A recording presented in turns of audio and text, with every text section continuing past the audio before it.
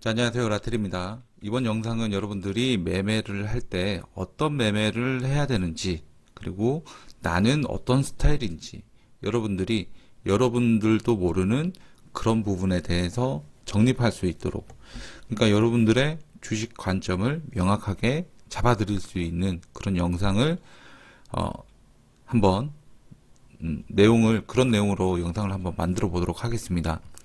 자, 퓨런티어라는 종목을 한번 볼게요. 자, 이 종목을 보는데 여러분들 이거 보면 그냥 어떠신가요? 그림으로만 보이는가요?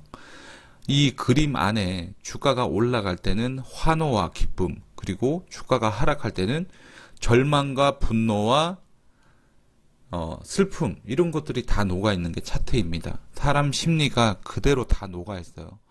차트에서 여러분들이 주가 상승에 대한 그런 것들만 보는 게 아니고 이때는 어떤 관점으로 보여야 되는지, 이런 것들에 대해서 말씀을 드리고 싶습니다. 자, 지금도 이 종목은 사도 되는 종목이에요. 저는 이 종목 매수 추천드리고 싶습니다. 자, 그러나 여러분들이 명확하게 기준을 갖고 가시기 바랍니다. 제가 모든 매매에 앞서서 여러분들의 투자금에 대한 정의를 정확하게 알려드릴게요. 여러분들 전 재산이 1억인 사람이 1억 갖다가 주식 투자해갖고 주가 조금만 떨어지면 쌩 난리가 납니다. 그러니까 여러분들이 감당할 수 있는 돈만 하세요. 그 기준을 모르겠다라고 하면 내가 최소 2년에서 3년 정도는 절대로 무슨 일이 일어나도 찾아 쓰지 않아도 되는 돈, 날려도 되는 돈이 아니에요. 여유자금. 내가 2년에서 3년 안에는 무조건 어떤 일이 일어난다 하더라도 절대로 안 찾았어도 되는 돈, 그 정도가 여러분들의 적정 시드라는 거예요. 내가 갖고 있는 현금 재산이 5천만 원인데 5천만 원 투자를 한다? 도박입니다. 왜? 못 버텨요. 왜? 심리적으로 지고 들어가기 때문에. 그래서 투자금에 대한 정리부터 해드렸어요. 여러분들이 절대로 2년, 3년 안에 찾아 쓰지 않아도 되는 돈이 투자금입니다. 아시겠죠? 자, 이번에는 그리고 나서 이제 요거까지가 됐다라고 한다 그러면 이제는 매매 방법에 대한 거를 얘기를 해 드릴 거예요. 매매 방법은 여러 가지가 있습니다. 여러분들 이 주가 오르고 내리고 하는 거 큰 차트로 봐야 되기 때문에 저는 HTS를 추천을 해 드리는 바이고, MTS 같은 경우에는 HTS가 이 컴퓨터 주식 매매창 이 차트를 갖다가 어느 정도 다 마스터가 된 다음에는 야외에서도 MTS로도 빨리빨리 투자 판단이 될 수 있는 부분이기 때문에 그때는 해도 되는 부분이지만, 처음부터 MTS 갖다가 휴대폰으로 내가 버튼 몇 번 누르고 수익을 얻겠다, 그딴 생각하시는 분들은 주식 당장 접으시기 바랍니다. 세게 말씀드릴 수밖에 없어요. 모든 기준은 딱 하나입니다. 내가 어떻게 하느냐. 제가 여러분들한테 어떤 종목을 드린다 하더라도 누군가는 그 종목을 사서 수익을 볼 수도 있는 부분이고, 또 샀는데 주가가 원하는 방향으로 가지 않는데도 불구하고 손절을 하지 못해서 손실이 날 수도 있는 부분입니다. 그러니까 어떤 매매 방법을 정할 때도 여러분들이 기초적인 공부가 어느 정도 돼 있어야지만 제가 어떤 종목을 드릴 때도 여러분들이 받아먹고 못 받아먹고 차이가 생기는 거예요. 자, 퓨런티어라는 종목을 보겠습니다. 상장하고 나서 주가가 많이 올라갔죠. 주가 많이 올라갔는데 결국에는 뭐 이렇게 윗꼬리가 길게 되면서 주가가 이렇게 무너졌습니다. 그 위에 엄청난 하락이 따라왔어요. 자, 그리고 나서 이 가격대에 딱 본전 주는 캔들이 왔습니다. 물론 윗꼬리까지는 아니고 이 몸통까지 본전 주는 캔들이 딱 들어오고 거래량이 빵 터지면서 이렇게 대량 거래량을 동반을 하면서 이렇게 들어와요. 자, 이때 돌파 매매라고 해서 접근을 했던 사람이 손절을 못하게 되면 어떻게 되느냐. 이 하락까지가 이 퍼센트가 몇 퍼센트인지 아세요? 50%짜리입니다. 50%짜리 하락을 맞게 돼요. 자, 양봉 종가에서 샀어요. 돌파 매매니까. 자, 이렇게 한다 그러면 마이너스 47%, 48% 이렇게 되는 부분입니다. 자, 마이너스 47%, 48% 찍는 게 중요한 게 아니에요. 그러면 이 구간에서 올라가는 거 생각을 해보세요. 이 저점에서 샀으면 여기까지 올라갔는데 90% 수익률입니다. 어마어마하죠.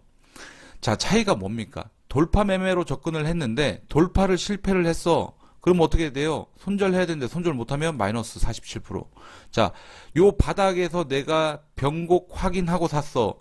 그러면 어떻게 됩니까? 수익이 100% 이렇게 되는 부분입니다. 그러니까 돌파 매매가 됐든 무슨 매매가 됐든지 간에 무조건 손절 라인을 잡고 할 수 있는 기준을 여러분 스스로가 만들어야 된다라는 거예요. 그거 모르면 저 같은 사람한테 손절 라인 어딘지 알려주세요. 이렇게 의지하는 방법도 있긴 합니다. 자, 그러나 어떤 종목이 나갈 때 손절 라인을 갖다가 뭐 정확하게 잡아드리는 부분인데 어떤 분들은 손절 라인 왔는데도 손절을 하지 않아요. 손절을 하지 않고 주가 이게 더 떨어지면 손절할까요? 이런 얘기를 또 물어봐요. 손절 라인 처음에 말씀드렸는데 그대로 하셔야 돼요.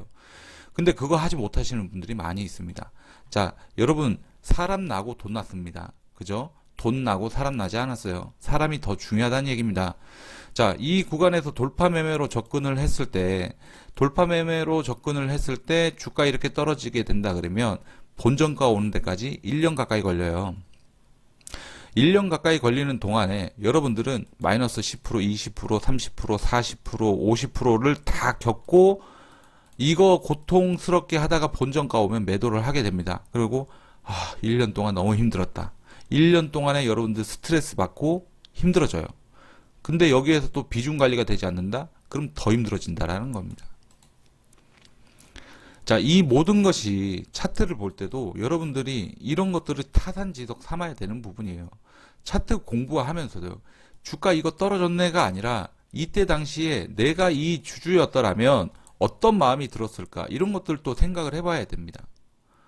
그래서 돌파 매매를 할 때는 필히 손절 라인을 잡고 하셔야 되는 부분이에요. 모든 매매에는 손절이 필요해요. 손절이 필요한데 그 손절을 기계적으로 할 수 있는 매매가 가장 좋아요. 왜냐면 예를 들어서 여러분들 시드가 5천만 원이라고 했을 때 5% 손절하면 250만 원 손절이에요. 250만 원을 버리고 나머지 4,750만 원으로 다른 종목을 도전할 수가 있는 거예요. 자, 그렇게 해서 뭐 5%, 10% 수익이 난다라고 하면 본전 다시 찾아가는 겁니다. 자, 그런데 거기에서도 5천만 원 전부 다 몰빵하라는 얘기가 아니죠. 비중을 나누고 여러 가지 종목을 담는 이유가 그러한 이유에 있습니다. 리스크를 최소화시키는 거예요. 자, 돌파 매매 관점으로 봤을 때 이 구간을 다시 돌파를 해주니까 나는 이때 사겠다. 이런 구간에서 내가 샀어요. 사면 어떻게 됩니까? 저점까지 또 이거 겪어야 돼요. 마이너스 20%. 자, 이번에는 다르겠지 하고 이런 구간에서 야, 이거 물량 다 먹었는데 상장했을 때 그 물량 전부 다 본전가 줬는데 야, 이거 이제 크게 가겠다. 이런 관점, 돌파 매매 관점으로 본다 하더라도 고가 대비해서 저가가 마이너스 37%입니다. 물론 본전가 오기는 했어요. 네. 자, 그렇기 때문에 돌파 매매를 할 때도 여러분들이 이 떨어지는 과정에서 37% 떨어졌다가 올라왔으니까 망정이지 안 올라왔으면 어떻게 될 뻔했어요? 큰일 난다라는 거예요. 기계적으로 손절 라인을 잡을 줄 알아야 되는 부분입니다. 그래서 뭐 매수가 대비 뭐 마이너스 30%, 마이너스 뭐 3%, 5% 이렇게 정하는 건 의미가 없다라고 생각을 해요. 왜?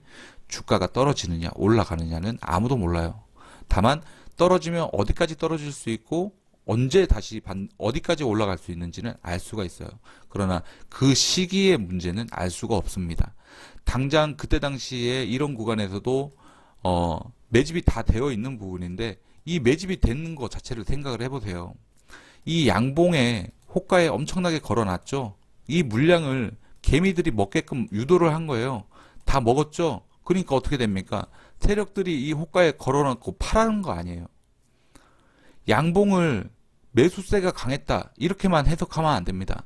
호가에 걸어놓고 팔았는 양이 많았기 때문에 결과적으로 거래량 터진 양봉이 만들어진다라는 거예요. 그렇기 때문에 돌파 매매를 선택을 할 때도 손절 라인을 잡고 하시는 게 좋다. 뭐 어떤 사람은 21선 이탈하면 팔아라 이런 얘기하고 있는데 되게 좀 무책임하죠. 돌파 매매로 들어왔는데 21선까지 기다린다 그러면 이 손실폭도 상당히 큰 부분입니다. 자, 돌파 매매를 너무 좋아하지 마세요. 상승장에서는 돌파 매매 굉장히 좋습니다. 상승장에서는 뭐 전체적인 시장이 상승을 한다 그러면 일시적인 하락이 나온다 하더라도 무조건 상승을 할 수 있는 그런 가능성이 크기 때문에 돌파 매매 되게 좋아요. 상승장에 돈 못 버는 게 이상한 거죠. 그래서 돌파 매매를 선택을 하실 때는 장이 좋을 것, 섹터가 좋을 것, 개별 종목 혼자서 좋아서는 안 되는 부분이고, 그 다음에 주가가 떨어질 때 내가 어디쯤에서 잘라내겠다 이런 것들도 계획에 있으셔야 됩니다. 왜? 그날 상한가 가는 종목들은 매번 나오고 장대 양봉 나오는 섹터는 매번 달라지기 때문에 그런 구간을 생각을 해본다 그러면 내가 여기서 돌파 매매 했는데 버티면 되겠지라고 해서 1년을 투자할 필요는 없다라는 겁니다. 자, 돌파 매매에 대한 장점과 단점 그리고 대응 방법 이런 것들에 대한 간단한 설명이 있었고요. 그 다음에 우리가 이 저점을 잡고 매매를 하는 그런 것들이 되게 중요한 부분이거든요. 변곡 매매에서 말씀을 드리겠습니다. 자, 변곡 매매라 함은 뭐 21선 깨고 변곡이 나올 수도 있는 부분이고, 그 다음에 장기 이평선 깨고 나올 수도 있는 부분이고, 그런데 이 변곡 매매하는 타이밍을 여러분들이 잘 아셔야 돼요. 자, 내가 만약에 이 변곡이 일어난다라는 걸 확인을 하고 변곡 매매에 성공한 구간이 이러한 구간이라고 쳐볼게요. 자, 이렇게 성공한 구간이 나온다 그러면 무조건 수익이죠. 이게 중요한 겁니다. 만약에 이거 깨고 내려가면 여기에서 손절하면 되는 부분이기 때문에 손절 라인도 되게 짧아요. 대신에 어떤 주가 떨어지자마자 바로 변곡 나오자마자 바로 슈팅이 나오고 이런 경우는 극히 드문 부분이기 때문에 그런 것들은 기대하지 않으셔도 되지만 내가 이러한 구간에서 어떻게 살 수 있느냐 기준을 말씀을 드릴게요. 자, 음봉이 터지는데 이걸 갖다가 이 거래량이 음봉 기준 거래량이 있어야 돼요.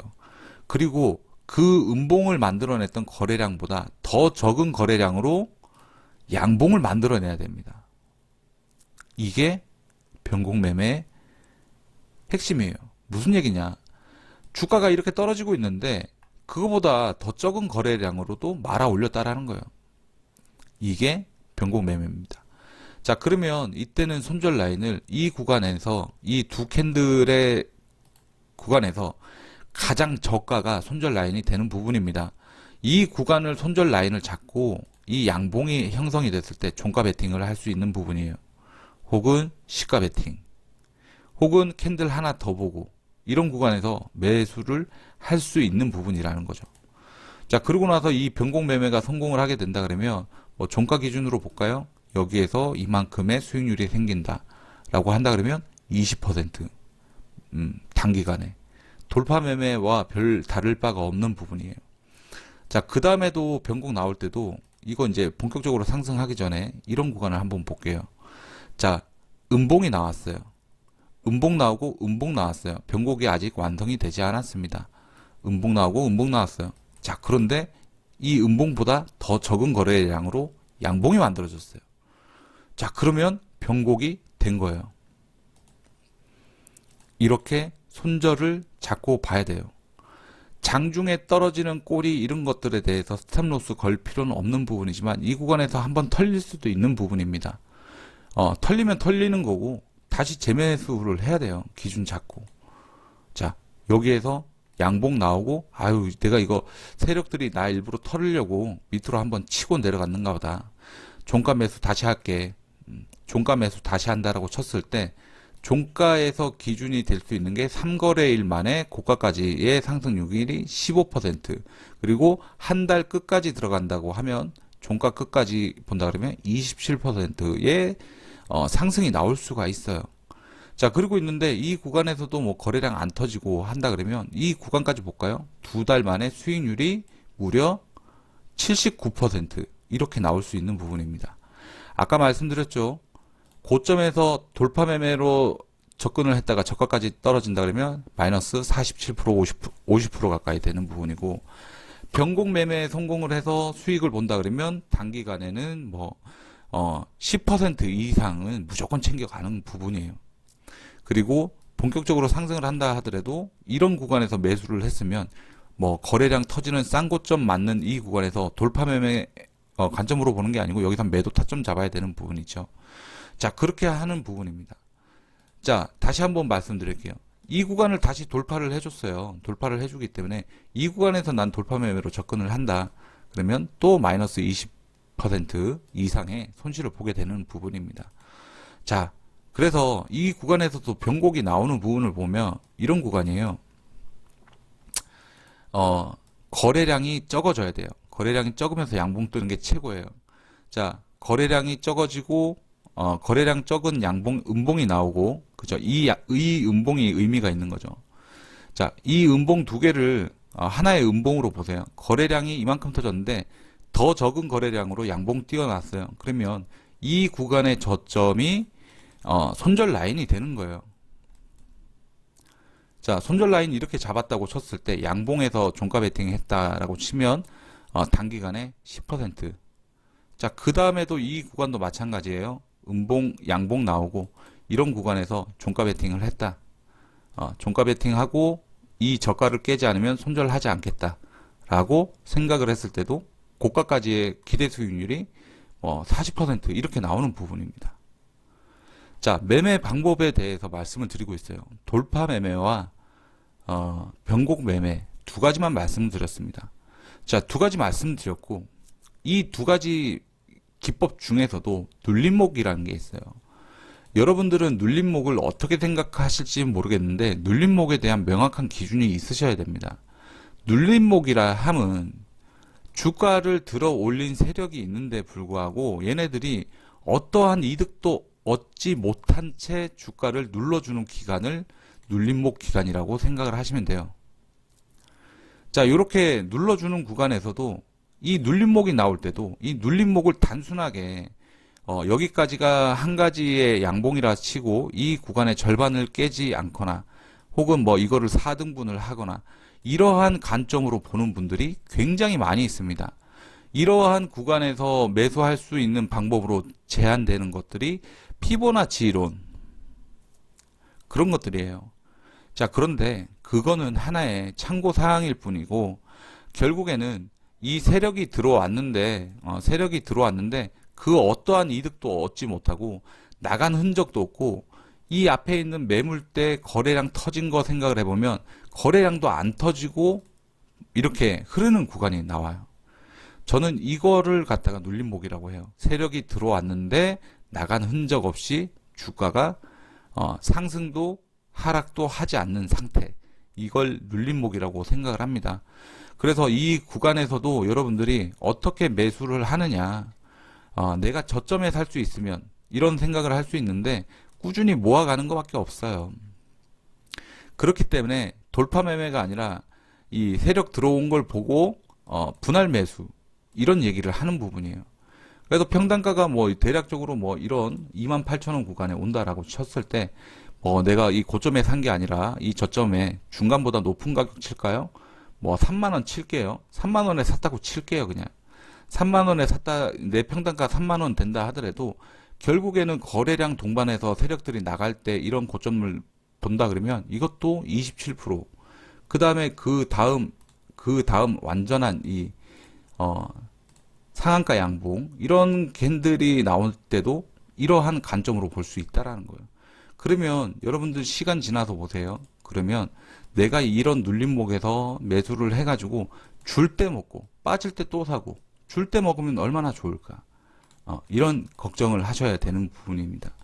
자, 그리고 종목과 사랑에 빠지지 말라 그런 얘기가 있잖아요. 자, 그거에 대해서도 여러분들한테 말씀드리고 싶은 건 뭐냐면 여러분들 바이오주 갖고 있다고 바이오 공부하고 배터리 갖고 있다고 배터리 뭐 공부하고 이런 거 쓸데없는 짓거리라고 내가 분명히 말씀드렸어요.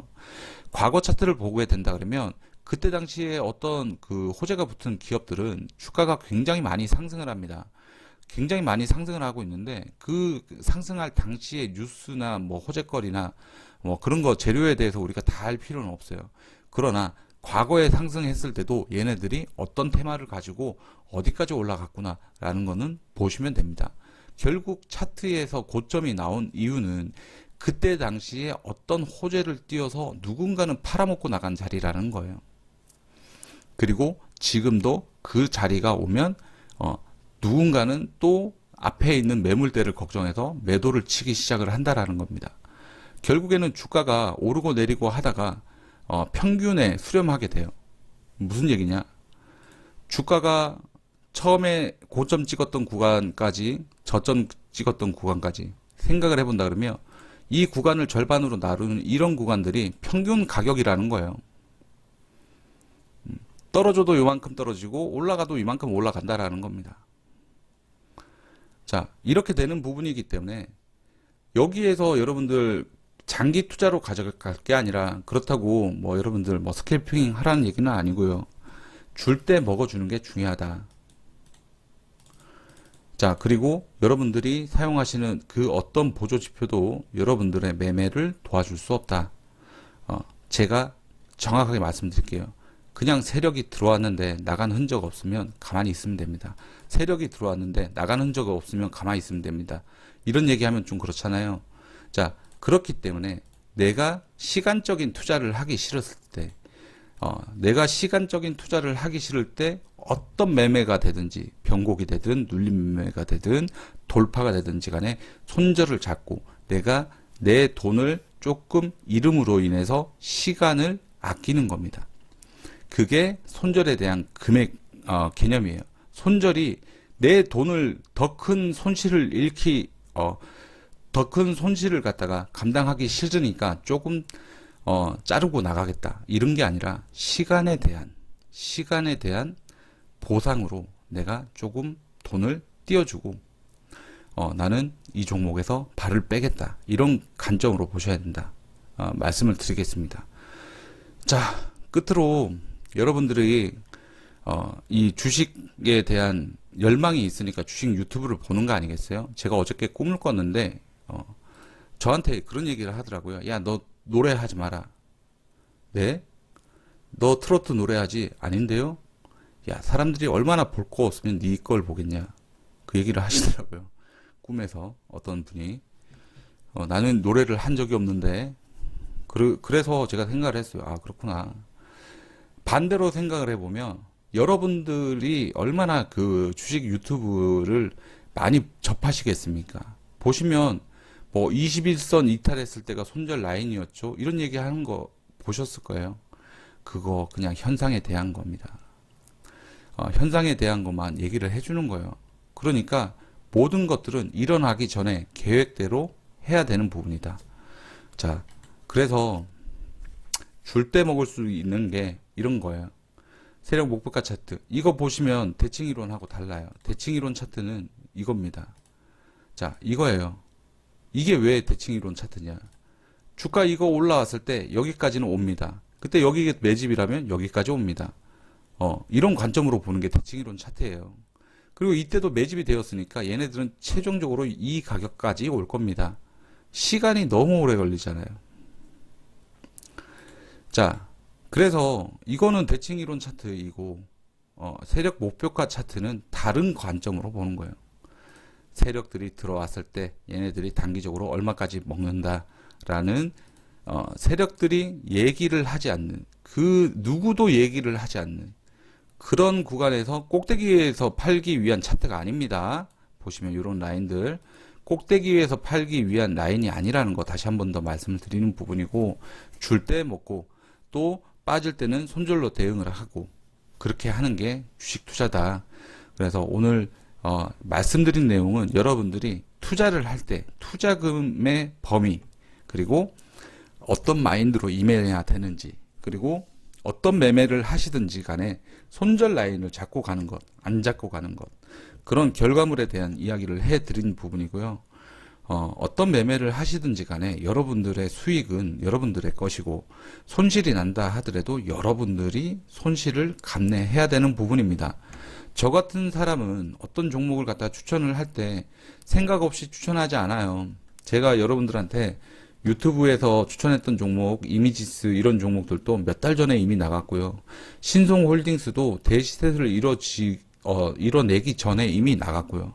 그 다음에 제주은행도 고점 찍었을 때 당시에 여러분들 이 종목 절대로 사면 안 된다. 그런 얘기 이미 다 말씀을 드렸던 부분입니다. 템포가 느리다고 생각하실 수도 있어요. 그러나 결국은